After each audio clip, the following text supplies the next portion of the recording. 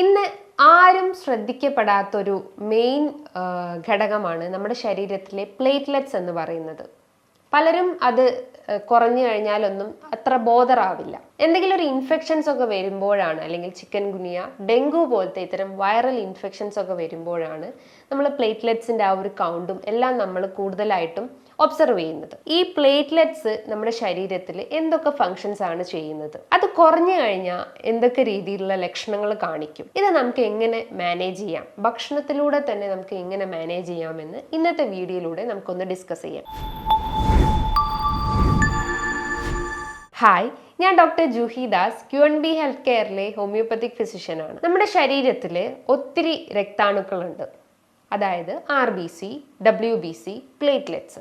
RBC എന്ന് പറയുമ്പം red blood cells, WBC means white blood cells. Platelets എന്ന് പറയുമ്പം നമ്മുടെ ശരീരത്തിലെ ഒത്തിരി അധികം ഫങ്ഷൻസ് ചെയ്യുന്നു. അതായത് നമ്മുടെ രക്തക്കുഴലുകൾക്ക് ആ ഒരു സ്ട്രെങ്തൻ ചെയ്യാനും അതിനൊന്ന് ഇലാസ്റ്റിസിറ്റി മെയിൻറ്റെയിൻ ചെയ്യാൻ സഹായിക്കുന്നത് ഈ പ്ലേറ്റ്ലെറ്റ്സ് ആണ്. രണ്ടാമത്തെ ഫങ്ഷൻസ് എന്ന് പറയുമ്പം നമ്മൾ ജസ്റ്റ് ഒന്ന് മുറിവ് പറ്റിക്കഴിഞ്ഞാലോ എന്തെങ്കിലും ഒരു ഇഞ്ചുറി നമ്മുടെ ശരീരത്തിൽ ഏൽക്കുമ്പം ആ ഒരു ബ്ലീഡിങ്, അതിലൂടെ വരുന്ന ആ ഒരു ബ്ലീഡിങ്ങിനെ അറസ്റ്റ് ചെയ്യാൻ അല്ലെങ്കിൽ ആ ബ്ലീഡിങ്ങിനെ കൺട്രോൾ ചെയ്യാൻ സഹായിക്കുന്ന ഒരു മെയിൻ ബ്ലഡ് സെൽസ് ആണ് പ്ലേറ്റ്ലെറ്റ്സ് എന്ന് പറയുന്നത്. ഒരു മൈക്രോ ലിറ്റർ ബ്ലഡിന്റെ അകത്ത് ഏകദേശം 1.5 lakhs to 4.5 lakhs വരെയാണ് പ്ലേറ്റ്ലെറ്റ്സിന്റെ കൗണ്ട് വരുന്നത്. ഇതിന്റെ ഒരു ലൈഫ് സ്പാൻ അല്ലെങ്കിൽ അതിന്റെ ഒരു കാലയളവ് എന്ന് പറയുമ്പോൾ ഏകദേശം ഒരു 8 to 10 ദിവസം വരെയാണ്. 10 days കഴിഞ്ഞാൽ നമ്മുടെ ശരീരത്തിൽ അത് ഓട്ടോമാറ്റിക്കലി ഡീജനറേറ്റ് ആയി പോകും. ദെൻ എഗെയിൻ ഒരു 10 days കഴിയുമ്പോൾ നമ്മുടെ ബോഡിയിൽ അത് എഗെയിൻ ഫങ്ഷൻ ചെയ്യുന്നു. ജസ്റ്റ് ഒരു മൈക്രോസ്കോപ്പിക് അപ്പിയറൻസ് നോക്കുകയാണെങ്കിൽ അത് ഒരു പ്ലേറ്റ്ലെറ്റിന്റെ സ്ട്രക്ചർ എന്ന് പറയുമ്പോൾ ജസ്റ്റ് ഒരു പ്ലേറ്റ് കമിഴ്ത്തി വെച്ചൊരു അപ്പിയറൻസ് ആയിരിക്കാം. അതുകൊണ്ടാണ് അതിനെ ഒരു പ്ലേറ്റ്ലെറ്റ്സ് എന്നുള്ള ആ ഒരു ടേം ഡിസ്ക്രൈബ് ചെയ്യുന്നത്. അപ്പൊ എന്തൊക്കെ കാരണങ്ങൾ കൊണ്ടാണ് നമ്മുടെ ശരീരത്തിൽ പ്ലേറ്റ്ലെറ്റ്സ് കുറയുന്നതെന്ന് നോക്കാം. ആദ്യത്തേത് നമുക്ക് പറയാം ഇൻഫെക്ഷൻസ് തന്നെയാണ്. അതായത് viral infections, dengue, malaria, chikungunya പോലത്തെ ഇത്തരം വൈറൽ ഇൻഫെക്ഷൻസ്, അതായത് മൊസ്കിറ്റോ സ്പ്രെഡ് ചെയ്യുന്ന ഇത്തരം വൈറൽ ഇൻഫെക്ഷൻസ് നമ്മളെ ബോഡിയിലുള്ള പ്ലേറ്റ്ലെറ്റ്സിനെ അറ്റാക്ക് ചെയ്യുന്നു.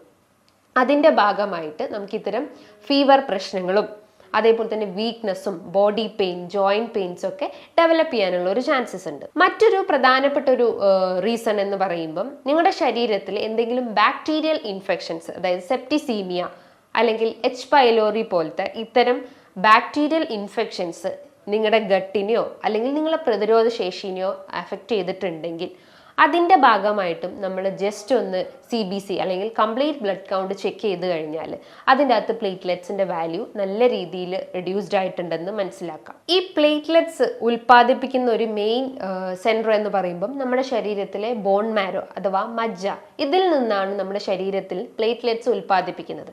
അപ്പോൾ ഈ ബോൺ മാരോയ്ക്ക് എന്തെങ്കിലും ഒരു ഇൻഫെക്ഷൻസ് വരികയാണെങ്കിൽ അല്ലെങ്കിൽ എന്തെങ്കിലും ഒരു ക്യാൻസറോ അങ്ങനെ എന്തെങ്കിലും ഒരു ഇൻഫെക്ഷൻസ് ബോൺ മാരോനെ എഫക്റ്റ് ചെയ്തിട്ടുണ്ടെങ്കിൽ അതിൻ്റെ ഭാഗമായിട്ടും അല്ലെങ്കിൽ അതിൻ്റെ ഒരു ആഫ്റ്റർ എഫക്റ്റ് ആയിട്ട് നമ്മുടെ ശരീരത്തിൽ പെട്ടെന്ന് പ്ലേറ്റ്ലെറ്റ്സ് റെഡ്യൂസ് ആവാനുള്ള ഒരു ചാൻസസ് ഉണ്ട്.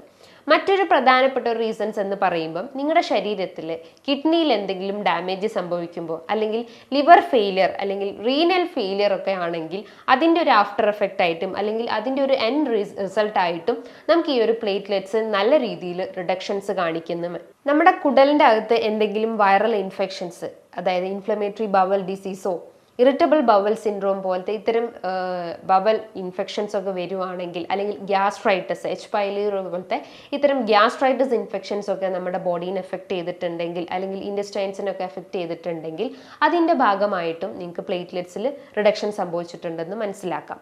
മറ്റൊരു പ്രധാനപ്പെട്ട റീസൺ എന്ന് പറയുമ്പം എന്തെങ്കിലും ഇൻഫെക്ഷൻസ്, അതായത് ഇൻഫെക്ഷൻസ് വന്നു പോയി കഴിഞ്ഞാൽ, അതായത് ചിക്കൻ ബോക്സ്, അതേപോലെ തന്നെ മലേറിയ, ഡെങ്കു, ഇത്തരം HIV പോലത്തെ ഇൻഫെക്ഷൻസിൻ്റെ ഭാഗമായിട്ടും അല്ലെങ്കിൽ ആ ഇൻഫെക്ഷൻസ് വന്നു പോയി കഴിഞ്ഞാലും ഇത്തരം പ്ലേറ്റ്ലെറ്റ്സിൽ വേരിയേഷൻസ് കാണിച്ചെന്ന് വരാം. ഇനി പ്ലേറ്റ്ലെറ്റ്സ് കുറഞ്ഞു കഴിഞ്ഞാൽ നമ്മുടെ ശരീരത്തിൽ പല രീതിയിലുള്ള ലക്ഷണങ്ങൾ കാണിക്കും. ഞാൻ തുടക്കത്തിൽ തന്നെ പറഞ്ഞു, ഈ പ്ലേറ്റ്ലെറ്റ്സ് എന്ന് പറയുമ്പോൾ എന്താണ്, നമ്മുടെ രക്തക്കുഴലുകൾക്ക് ആ ഒരു ഇലാസ്റ്റിസിറ്റി മെയിൻറ്റെയിൻ ചെയ്യാനും അതേപോലെ തന്നെ അതിൻ്റെ ഒരു ബ്രേക്കേജും അതിനെ റിപ്പയർ ചെയ്യാൻ സഹായിക്കുന്ന ഒരു മെയിൻ ബ്ലഡ് സെൽസ് ആണ് പ്ലേറ്റ്ലെറ്റ്സ് എന്ന് പറയുന്നത്. അപ്പം ഒരു മെയിൻ സിംറ്റം എന്ന് പറയുന്നത് എന്താണ്? നമ്മൾ ജസ്റ്റ് ഒന്ന് വീണ് കഴിഞ്ഞാലോ അല്ലെങ്കിൽ ജസ്റ്റ് ഒന്ന് മുറിവ് പറ്റിക്കഴിഞ്ഞാലോ അത് പെട്ടെന്ന് ഉണങ്ങുന്നില്ല. അതായത് ഹീലിംഗ് പ്രോസസ്സ് വളരെ ഡിലേഡ് ആയി പോകുന്നു. ഒരു ബ്രൂയിസ്ഡ് അപ്പിയറൻസ് ഉണ്ടാവുന്നു, ഒരു ചതഞ്ഞ പോലെ ഇരിക്കുന്നത് പോലെ കാണുന്നു നമ്മുടെ സ്കിന്നിന്റെ സർഫസ് നോക്കുകയാണെങ്കിൽ. അതാണ് പ്രധാനപ്പെട്ട ഒരു ലക്ഷണം എന്ന് പറയുന്നത്. മറ്റൊരു പ്രധാനപ്പെട്ട ഒരു ലക്ഷണം എന്ന് പറയുന്നത് നമുക്ക് വീക്ക്നെസ്, അതിശക്തമായിട്ടുള്ളൊരു വീക്ക്നെസ് അനുഭവപ്പെടുന്നു. ഇപ്പോൾ ഡെങ്കുവിൻ്റെ കേസസ് നോക്കുകയാണെങ്കിൽ പ്ലേറ്റ്ലെറ്റ്സ് നല്ല രീതിയിൽ റിഡക്ഷൻസ് കാണിക്കും, അല്ലെങ്കിൽ പെട്ടെന്ന് അത് കുറഞ്ഞു പോകാനുള്ള ഒരു ചാൻസസ് ഉണ്ട്. അതായത് പ്ലാസ്മോഡിയം വൈവാക്സ് പോലത്തെ ഇത്തരം വൈറസ് ആണ് നമ്മുടെ ഈ പ്ലേറ്റ്ലെറ്റ്സിനെ അറ്റാക്ക് ചെയ്യുന്നത്. അപ്പോൾ അതിൻ്റെ ഭാഗമായിട്ടും നമുക്ക് പ്ലേറ്റ്ലെറ്റ്സിൽ വേരിയേഷൻസ് കാണിക്കാം. അപ്പോൾ അതിൻ്റെ ഒരു ആഫ്റ്റർ എഫക്റ്റ് ആയിട്ട് നമുക്ക് ബോഡി പെയിൻ, അതായത് ഓരോ ജോയിൻസും നമുക്ക് വേദന അനുഭവപ്പെടാം, മസിൽ പെയിൻസ് ഉണ്ടാവാം, ഫീവർ, അതേപോലെ തന്നെ വീക്ക്നെസ് അനുഭവപ്പെടാം, ഒന്നിനും ഒരു ഉന്മേഷം ഇല്ലാത്തൊരവസ്ഥ, എപ്പോഴും കിടക്കണം എന്നുള്ള ആ ഒരു ടെൻഡൻസി വരിക, മെന്റലിയും ഫിസിക്കലിയും നമുക്ക് വീക്ക്നെസ് അനുഭവപ്പെടുക. അപ്പോൾ വീക്ക്നെസ് ഒരു സെക്കൻഡ് സിംറ്റം ആയിട്ട് നമുക്ക് പറയാം. അതേപോലെ തന്നെ നിങ്ങളുടെ ഓറിഫൈസസ്, അതായത് യൂറിൻ നോക്കുവാണെങ്കിൽ അതിൻ്റെ അകത്ത് ബ്ലഡ് മിക്സ്ഡ് ആയിട്ടുണ്ട്, സ്റ്റൂൾ അതല്ലെങ്കിൽ മലം നോക്കുവാണെങ്കിൽ അതിൻ്റെ അകത്തും ബ്ലഡ് മിക്സ്ഡ് ആയിട്ടുണ്ടെന്ന് മനസ്സിലാക്കാം. ഇങ്ങനെയൊക്കെ കാണുവാണെങ്കിൽ നിങ്ങൾ തീർച്ചയായിട്ടും ഒരു കംപ്ലീറ്റ് ബ്ലഡ് കൗണ്ട് അല്ലെങ്കിൽ പ്ലേറ്റ്ലെറ്റിന്റെ കൗണ്ട് ജസ്റ്റ് ഒന്ന് ചെക്ക് ചെയ്യേണ്ടതാണ്. ഞാൻ പറഞ്ഞു ഈ പ്ലേറ്റ്ലെറ്റ്സ് എന്ന് പറയുമ്പോൾ എന്താ, നമ്മൾ ബ്ലഡ് വെസൽസിനെ കൺട്രോൾ ചെയ്യുന്നതും അല്ലെങ്കിൽ ആ ഒരു ഇലാസ്റ്റിസിറ്റി മെയിൻറ്റെയിൻ ചെയ്യാൻ സഹായിക്കുന്നത് പ്ലേറ്റ്ലെറ്റ്സ് ആണെന്ന് പറഞ്ഞു. അപ്പോൾ പെട്ടെന്ന് തന്നെ നമുക്കൊരു മുറിവ് പറ്റിക്കഴിഞ്ഞാൽ ആ ഒരു ബ്ലീഡിങ് ടെൻഡൻസി ഉണ്ടെങ്കിൽ അത് കൺട്രോൾ ചെയ്യാൻ പറ്റുന്നില്ല, അല്ലെങ്കിൽ മുറിവ് പറ്റിക്കഴിഞ്ഞാൽ ആ ബ്ലീഡിങ്ങിന് കണ്ടിന്യൂസ് ആയിട്ട് പോയിക്കൊണ്ടിരിക്കുന്നു. രക്തം ഒരു സ്റ്റോപ്പേജ് ഇല്ലാതെ അല്ലെങ്കിൽ കൃത്യമായിട്ടുള്ള ഒരു ഫ്ലോ ഇല്ലാതെ തന്നെ അത് ബ്ലീഡ് ചെയ്തുകൊണ്ടേ നിൽക്കുന്നു. എക്സാമ്പിൾ നോക്കുകയാണെങ്കിൽ നമ്മൾ ജസ്റ്റ് ഒന്ന് ബ്രഷ് ചെയ്യുകയാണെങ്കിൽ നമ്മുടെ ബ്രഷ് ജസ്റ്റ് നമ്മുടെ മോണകളിലൊക്കെ തട്ടിപ്പോയി കഴിഞ്ഞാൽ പെട്ടെന്ന് ബ്ലീഡിങ് വരിക, ബ്ലീഡിങ് ഗംസ് എന്ന് പറയുന്നു. വൈറ്റമിൻ സിന്റെ ഡെഫിഷ്യൻസിന്റെ ഭാഗമായിട്ടും നമുക്ക് ഇത്തരം ലക്ഷണങ്ങൾ കണ്ടെന്ന് വരാം. നമ്മുടെ സ്കിന്ന് നോക്കുവാണെങ്കിൽ ജസ്റ്റ് ഒരു റെഡ് കുത്തു പോലെ അല്ലെങ്കിൽ റെഡ് സ്പോട്ട്സ് പോലെ നമ്മുടെ സ്കിന്നിന്റെ ആ ഒരു പല ഏരിയാസിലായിട്ടും കാണപ്പെടുന്നു. അതിനെയാണ് ഇഡിയോപതിക് ത്രോംബോസൈറ്റോപീനിക് പെർപ്യൂറ എന്ന് പറയുന്നത്. അതേപോലെ തന്നെ നമുക്ക് ഹൃദയാഘാതത്തിന്റെ ബുദ്ധിമുട്ടുകൾ ഉണ്ടാവുന്നു, അതായത് കിതപ്പ് പോലത്തെ ഫീലിംഗ് ഉണ്ടാവുന്നു, പാൽപിറ്റേഷൻ, ഒരു ആങ്സൈറ്റി ഫീലിംഗ് അനുഭവപ്പെടുന്നു, എപ്പോഴും ക്ഷീണം അനുഭവപ്പെടുന്നു. സ്കിന്ന് നോക്കുകയാണെങ്കിൽ നല്ല രീതിയിൽ ഇങ്ങനെ ഡ്രൈനെസിന്റെ പ്രശ്നങ്ങൾ ഉണ്ടാവുന്നു, റെഡ് സ്പോട്ട്സ് പോലെ കാണപ്പെടുന്നു. അതേപോലെ തന്നെ നമ്മളെ ശരീരത്തിൽ മുറിവ് പറ്റിക്കഴിഞ്ഞാലും ആ മുറിവ് ഉണങ്ങാത്തൊരവസ്ഥ ഉണ്ടാവുന്നു, ഒരു ബ്രൂയിസ്ഡ് അപ്പിയറൻസ് കാണപ്പെടുന്നു. ഇത്തരം ലക്ഷണങ്ങൾ കാണുകയാണെങ്കിൽ നിങ്ങൾ തീർച്ചയായിട്ടും നിങ്ങളൊരു ബ്ലഡ് ടെസ്റ്റ് ചെയ്യേണ്ടതാണ്. അതിൻ്റെ അകത്ത് RBCന്റെ കൗണ്ട്, WBCന്റെ കൗണ്ട്, അതേപോലെ തന്നെ മെയിനായിട്ട് നോക്കേണ്ടത് പ്ലേറ്റ്ലെറ്റ്സിന്റെ കൗണ്ട്.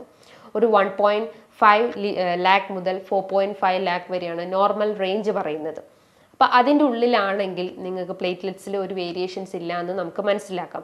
പക്ഷേ ഇത്തരം ഡെങ്കു, ചിക്കൻ ഗുനിയ അല്ലെങ്കിൽ malaria, chicken pox, H. Pylori infections ഒക്കെ ഉണ്ടെങ്കിൽ നിങ്ങളെ പ്ലേറ്റ്ലെറ്റ്സിൻ്റെ കൗണ്ട് ഏകദേശം ഒരു 10,000 ബിലോ ആവാനുള്ള ചാൻസസ് വളരെ കൂടുതലാണ്.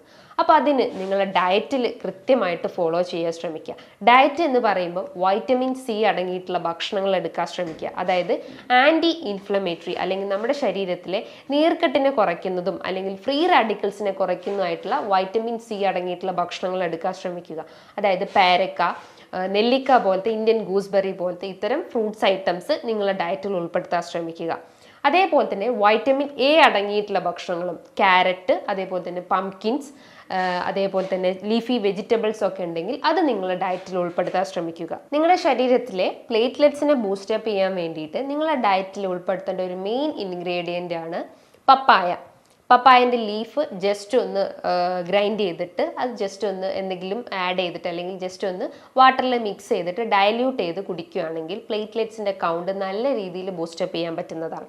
അതേപോലെ തന്നെ നിങ്ങളെ ഫ്രൂട്ട്സ് ഐറ്റംസ് നോക്കുകയാണെങ്കിൽ നിങ്ങളുടെ ഡയറ്റിൽ ഉൾപ്പെടുത്തേണ്ട ഒരു മെയിൻ ഇൻഗ്രീഡിയൻ്റ് എന്ന് പറയുന്നത് പാഷൻ ഫ്രൂട്ടാണ്.